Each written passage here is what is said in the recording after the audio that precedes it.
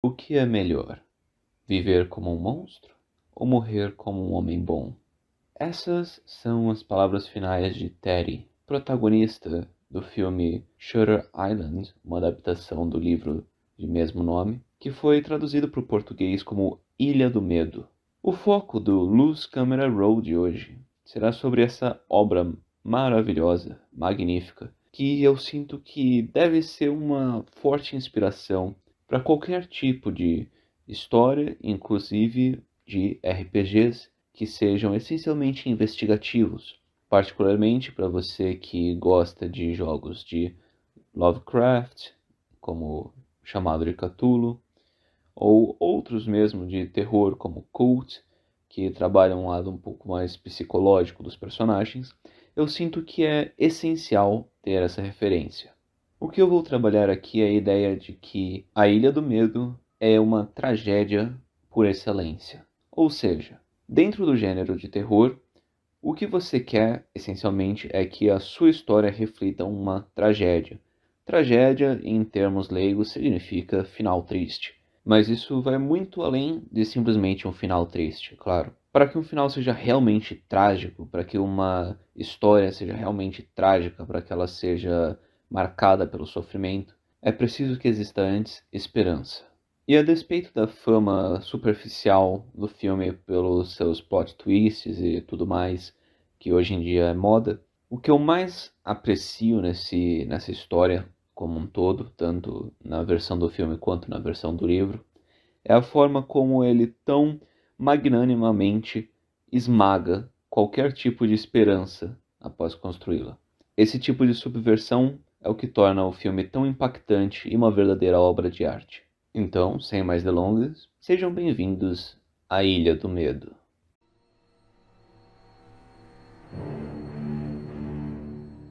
Para a gente começar, vamos fazer uma pequena recapitulação do enredo. Eu vou começar com as partes sem spoilers, eu vou dar um aviso de spoilers, e aí você vai ter tempo para parar de assistir se você simplesmente quiser ver o filme. O que eu recomendo sumariamente. Não tem como recomendar o suficiente você ver o filme antes de ouvir essa análise. Mas se você está gostando, não se esqueça de antes também curtir, compartilhar e ativar aquele sininho maldito, porque por algum motivo a gente realmente precisa disso, ajuda bastante. E se você gosta desse tipo de conteúdo e você gostaria que ele se popularizasse, se capilarizasse entre o público brasileiro ou entre os falantes de português, mostre seu apoio. A princípio, A Ilha do Medo narra a história de Edward, ou Teddy. Teddy e seu parceiro Chuck chegam à ilha, primeiramente, com a intenção de investigar o desaparecimento de uma das pacientes que lá habitava. A ilha é, na verdade, uma grande instalação psiquiátrica para aprisionamento e suposta recuperação de presos que são criminalmente perigosos. Entretanto, ao investigar cada vez mais o desaparecimento da paciente, Ted e Chuck encontram cada vez mais evidências que demonstram que pode haver um lado um pouco mais obscuro a essa história, algum tipo de segredo que não está sendo contado. Isso é o que você pode saber sem spoilers. Então daqui pra frente, vários spoilers. Se você não quiser spoilers, para o vídeo, sabe? Não reclame depois, porque daqui pra frente tem spoilers, certo? Eu não sei como deixar isso mais claro. Todo o filme é permeado por uma sensação de inquietação, algo como se algo estranho tivesse ocorrendo e todo mundo soubesse menos você. As interações entre os personagens são sempre estranhas e não seguem exatamente o padrão que seria esperado. Durante a investigação, nós descobrimos que o protagonista Ted é também um herói de guerra da Segunda Guerra Mundial, e ele ajudou na liberação de Dachau, que eu devo estar pronunciando completamente errado, mas enfim, que era um campo de concentração nazista. Nós aprendemos também que ele tinha mulher e filhos, mas que eles foram mortos por alguém que ele chama de Andrew Ladies. E parece que Ted aceitou o chamado para investigar o desaparecimento da paciente, justamente porque ele descobriu que Ladies estaria internado neste hospício em particular. Após várias tramas estranhas, como a paciente desaparecendo de um quarto em que ela estava sendo vigiada constantemente e cuja supervisão não permitiria que ela simplesmente escapasse sem ser vista, frequentes menções a um suposto 67º paciente que não consta entre os 66 pacientes da instituição, um farol misterioso onde supostamente experimentos de controle mental são realizados, e um profundo drama existencial em que talvez os médicos sejam cientistas piores do que os nazistas, ou até mesmo nazistas que migraram para os Estados Unidos. Nós somos confrontados com a fragilidade do protagonista Ted. No fim, nós descobrimos que Ted não passa de mais um dos pacientes dessa instituição, e que seu parceiro Chuck não passa do psiquiatra dele. Aparentemente, os médicos do hospital estavam tentando fazer um tipo de reencenação de uma fantasia que ele ficava repetindo para si mesmo, de que ele estava investigando um super caso ali, quando na verdade ele foi internado nesse hospício por ter matado a mulher dele, depois que a mulher dele, que tinha depressão, matou os 3 filhos deles. É uma história, pode-se dizer, pesada. Por fim, ele finalmente aceita as coisas horríveis que aconteceram no passado dele e consegue abraçar esse lado reprimido da existência dele. Porém, no dia seguinte, aparentemente ele tem posturas que demonstram que ele retornou ao seu estado de repressão e que ele continua acreditando naquela fantasia e a alimentando, para não ter que lidar com as coisas horríveis que ele fez.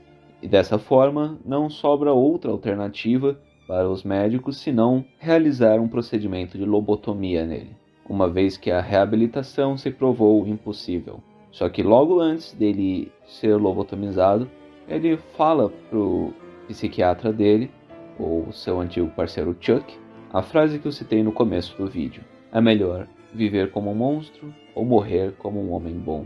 Isso nos mostra que sim, ele entendeu as coisas que ele fez e ele conseguiu sair da sua fantasia, mas ele não quer viver com o peso daquilo que ele fez. Até porque ele não tem motivo para isso, não sobrou mais nada para ele voltar. A gente fala sobre a superação de problemas como se a pessoa estivesse escalando um abismo e tentando sair desse problema.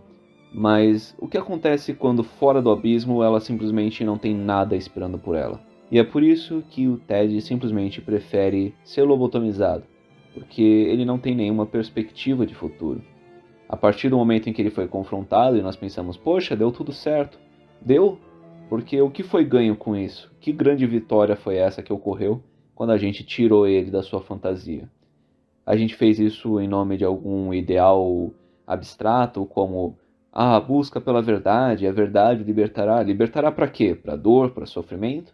Porque ele realmente não ganhou nada com isso, ninguém ganhou nada com isso. E esse é o principal ponto que eu quero tocar. A Ilha do Medo é uma tragédia absoluta. Claro, nem todos os seus jogos precisam ser assim tão deprimentes, mas se você busca fazer um jogo de tensão, um jogo pesado, um jogo de investigação e provavelmente tragédia, não existe um referencial melhor do que esse. Se nós analisarmos, tem tantas camadas de tragédia nessa história que é até difícil de contar. Existe a camada superficial de tragédia, que é nós descobrirmos que, bom, na verdade, ele não era um detetive, ele era só mais um dos pacientes, ele é um louco. Existe uma camada subsequente, mais triste ainda, que é o fato de que ele matou a mulher porque a mulher matou os filhos dele. Depois dessa camada a gente tem mais uma camada de tragédia, que é o fato de que tudo isso só foi desencadeado porque ele desenvolveu traumas, a síndrome de estresse pós-traumático. As experiências que ele vivenciou na Segunda Guerra Mundial foram tão marcantes que ele desenvolveu alcoolismo. Isso tornou o ambiente doméstico insustentável. A mulher dele, que tinha depressão, acabou não conseguindo lidar com toda essa pressão. Isso significa que o fato de que ele era um herói de guerra e que ele fez uma coisa, entre aspas, ótima, só trouxe dor e sofrimento. Mas não para por aí. Nós temos mais uma camada de tragédia, que é investigando o passado. Conforme ele vai se lembrando e as suas memórias sobre a guerra vão despertando, nós descobrimos que ele tratou os nazistas de forma extremamente cruel, o que talvez seja de certa forma justo, mas ao mesmo tempo continua sendo desumanizador. Durante a liberação de Dachau, ele negou a chance a um oficial nazista de terminar o seu próprio sofrimento e em vez disso ele morreu lentamente sangrando no chão. Em seguida, eles levaram todos os soldados nazistas que estavam apenas seguindo ordens e provavelmente muitos deles nem sequer tinham convicção por aquela causa, apenas faziam o necessário para sustentar suas famílias naquela época que, devo lembrá-los, a Alemanha passou por uma fome terrível. As pessoas literalmente comiam tijolos, e foi isso que levou elas a elegerem um maníaco. As tropas americanas alinharam todos os soldados e os fuzilaram. Não foram mortes necessárias, não foi um ato corajoso, foi um ato, na verdade, covarde. Foi um crime de guerra, essencialmente. Se isso é justo ou não, fica a seu critério. Porém, o que é indiscutível é o fato de que é extremamente triste assistir à decadência da figura de Teddy. Mas essa não é a última camada de tragédia. Analisando alguns aspectos do filme, é possível perceber que talvez muito das lembranças e das recordações dele sejam falsas. Não em termos da sua violência e brutalidade, mas sim, muito pelo contrário, o seu heroísmo. Ted imagina coisas que são essencialmente contrárias aos fatos históricos. Ele imagina cenas de neve e pessoas congeladas, quando na verdade isso não é historicamente correto para as liberações dos campos de concentração. Ele se imagina como um grande herói de guerra, sendo que ele na verdade não fez nada demais, e provavelmente por ele ter atingido o estilo de vida que ele chegou depois, ele também não recebeu tanto reconhecimento assim. E as tragédias não param por aí. Voltando para o presente, nós temos mais algumas camadas de tragédia. Como um tipo de meta-tragédia que engloba toda essa trama, existe o fato de que toda a investigação e todo o esforço realizado pelo personagem representa nada. Ele não atinge o que ele pretendia. Quando ele alcança o seu objetivo se representa como uma coisa completamente insatisfatória e extremamente prejudicial para ele. Essa camada de tragédia desafia uma compreensão que é mais ou menos estabelecida na nossa sociedade, que é a convenção de que a verdade é uma coisa boa por si só. Ted deu o máximo de si. Ele fez tudo o que ele precisava fazer. Ele enfrentou seus medos, ele superou os desafios e quando ele finalmente chega no topo da montanha, não tem nada lá além de frio e morte. Mas o ponto principal, a camada principal de tragédia e a última que eu vou trazer agora é a questão de que, tecnicamente, esse é o final bom. A gente sempre trabalha com essa ideia de que existe um final bom e um final ruim para uma história. E, tecnicamente, Ted encontrou o final bom. Ele fez tudo o que ele precisava, ele concluiu as missões e ele desvendou o mistério, ele chegou no fim da aventura. Ele superou seus traumas e também enfrentou seus medos. E por isso, o fato de que ele prefere simplesmente morrer, essencialmente, se torna uma tristeza ainda mais avassaladora. Eu digo isso porque eu vejo bons narradores, ótimos narradores, cometendo essa falha de que, no final das contas, as histórias trágicas dele simplesmente se resumem à seguinte estrutura. Os personagens se encontram, recebem algum tipo de gancho que os introduz a um mistério, rodam sem sair do lugar, eventualmente o mistério aparece na frente deles e se prova grande demais para superar. Isso não é ruim, pelo menos é consistente, tem coesão narrativa, mas é extremamente superficial. O que você quer fazer nos seus jogos, na verdade, é trazer camadas, profundidade para sua tragédia. Tente não tornar o seu jogo trágico simplesmente trágico porque o vilão venceu, ou o jogo é trágico porque o mundo foi destruído. Isso tudo já configura uma tragédia, claro, já é uma derrota, porém, não é trágico o suficiente para se tornar impactante, relevante, memorável. Uma tragédia se torna uma tragédia significativa quando ela é relevante, quando ela impacta, e para isso ela precisa ser profundamente pessoal. O mundo acabar é uma tragédia não porque um pedaço de pedra espacial explode. O mundo acabar é uma tragédia quando a sua família que você queria proteger e você fez tudo possível para proteger, que estava no mundo, morre quando ele acaba. O vilão prosperar no final não é uma tragédia por si só.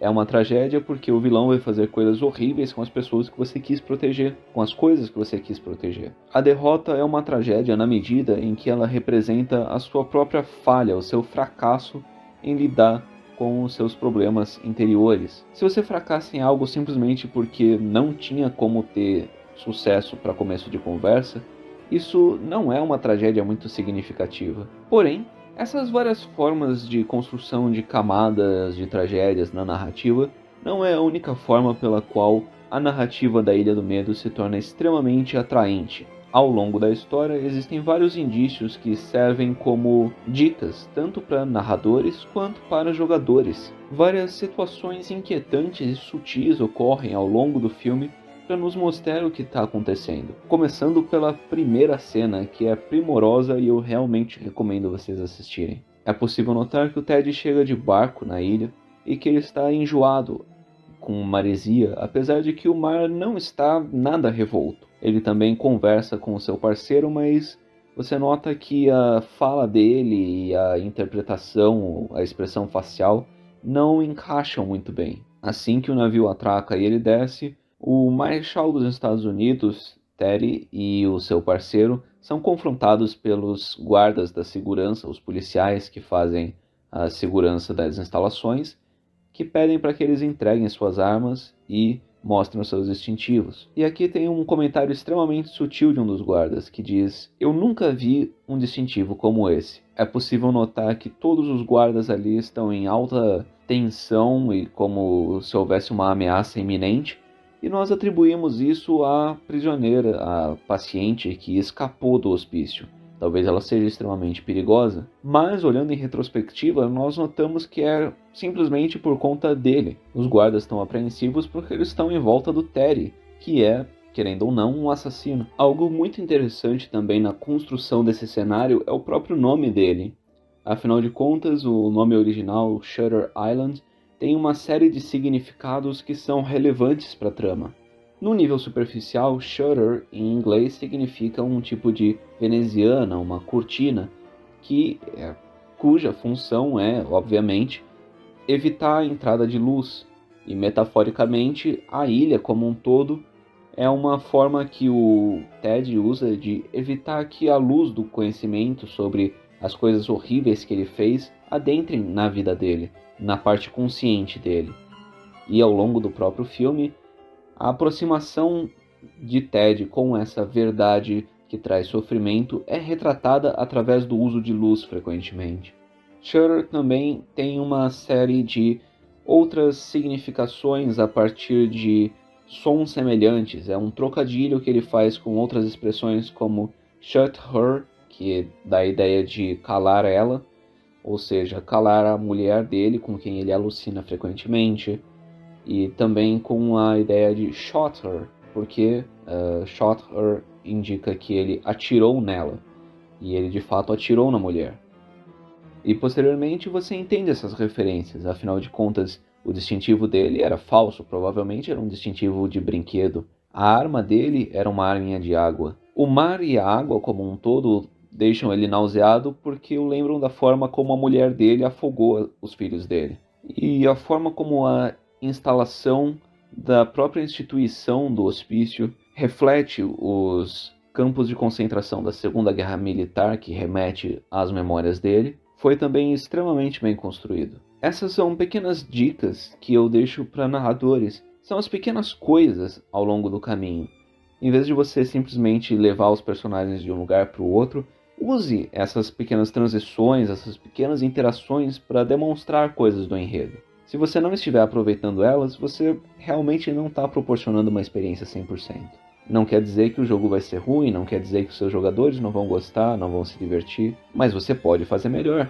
E esse é o ponto dos trovadores modernos. Você não necessariamente está fazendo algo errado, mas a gente sempre pode melhorar. Eu, com certeza, aprendo muito e tento melhorar todo dia. Agora, da perspectiva do personagem e, portanto, também dos jogadores, existe algo muito interessante que nós podemos extrair da forma como o personagem de Ted se comporta e é construído ao longo da narrativa. Existe um tema comum de Ted olhando para superfícies refletoras, seja espelhos de lavatório, no barco, ou para janelas, ou em seu quarto no hospital. E esse comportamento, esse tique do personagem, é na verdade uma forma de representar a dualidade, os dois níveis de personalidade que habitam dentro da consciência dele. Existe o nível consciente do Teddy, o investigador que está ali para solucionar um mistério, e existe o inconsciente velado sob algumas camadas que está dentro do espelho, o mundo espelhado dele, o mundo interior.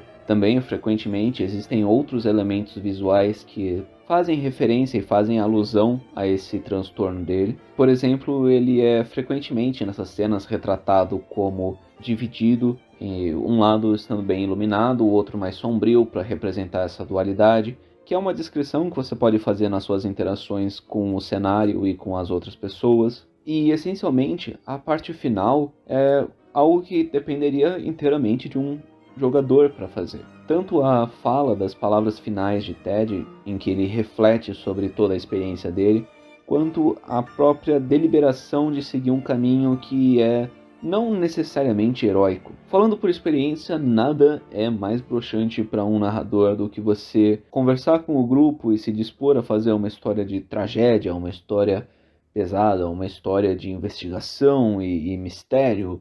E no final das contas ele só quer interpretar um tipo de fantasia heróica. Nada contra a fantasia heróica, eu adoro, mas tem uma hora para cada coisa. Você não pode combinar um tipo de história X e no final você querer fazer uma coisa completamente diferente com o seu mestre. Primeiro, porque a sua fantasia heróica não vai funcionar nesse cenário, e segundo, porque vai prejudicar uma história um pouco mais interessante e bem construída. Até porque quantas vezes você tem a oportunidade de jogar num jogo desse estilo? Claro, existem grupos que são extremamente devotados a esse estilo de jogo, mas em geral, a grande parte da comunidade simplesmente joga D&D com maior frequência. E D&D simplesmente dá margem a um tipo muito mais específico de história, que são fantasias heróicas, épicas. Quando você tem uma chance de fugir um pouquinho disso, aproveita. São novas experiências, novas vivências que vão contribuir não só para esse jogo, para essa história em particular, como para suas futuras histórias. Se permita viver e sentir e interpretar na pele do personagem coisas que não o tornam um herói. No final das contas, esse filme só se torna uma tragédia porque a decisão final de lidar positivamente com tudo o que aconteceu e reconstruir sua vida de uma forma que seja de fato construtiva, cabe ao Ted, e o Ted decide que ele não quer isso. Se no final da história o Ted tivesse dito: "Nossa, ufa, ainda bem que vocês me mostraram a verdade, que legal que agora eu posso seguir a minha vida com paz e tranquilidade e reconstruir todas as minhas glórias e me tornar novamente um investigador e de repente ajudar mais pessoas", o filme teria caído no esquecimento muito rápido. Mas o fato de que o personagem abraçou a tragédia e trouxe esse desdobramento um pouco mais dramático e trágico tornou a experiência muito mais memorável. E é com essa dica que eu quero fechar o vídeo de hoje. Se permita viver histórias diferentes. Se você gostou do vídeo até aqui, não se esqueça de deixar um like, por favor, eu insisto. Você não faz ideia de quanto isso ajuda o canal. Você dá um like, são menos de 3 segundos, apertar um botãozinho de curtir. Se você achou muito legal, mostra para os seus amigos e assiste esse filme porque ele é maravilhoso. Liga o sininho para você ficar por dentro de quando a gente lançar novos materiais como esse. Se inscreve no canal porque também mal não faz, não é mesmo? E até a próxima com os Trovadores Modernos.